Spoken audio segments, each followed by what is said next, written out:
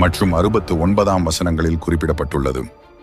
இறைவன் தேனீக்களுக்கு அறிவித்தான், மலைகளிலும் மரங்களிலும் மனிதர்கள் கட்டும் பந்தல்களிலும் கூடுகளை அமைத்துக்கொள், பின்னர் அனைத்து வகையான கனிகளிலிருந்தும் சாப்பிடு.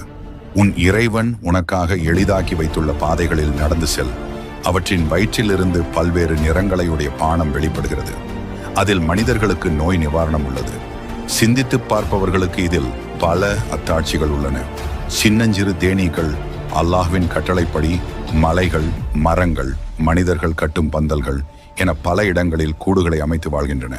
பல வகையான பூக்களில் இருந்து தேனை சேகரித்து நமக்கு அற்புதமான மருத்துவ குணங்கள் நிறைந்த தேனை தருகின்றன. தேனீக்களின் வாழ்க்கை முறை, அவற்றின் ஒழுக்கம், தேன் தயாரிக்கும் விதம், தேனின் மருத்துவ குணங்கள் என அனைத்திலும் அல்லாஹ்வின் படைப்பின் அதிசயம் நிறைந்துள்ளது. இதை பற்றி சிந்தித்து பார்ப்பவர்களுக்கு அல்லாஹ்வின் மீதுள்ள நம்பிக்கை மேலும் அதிகம்.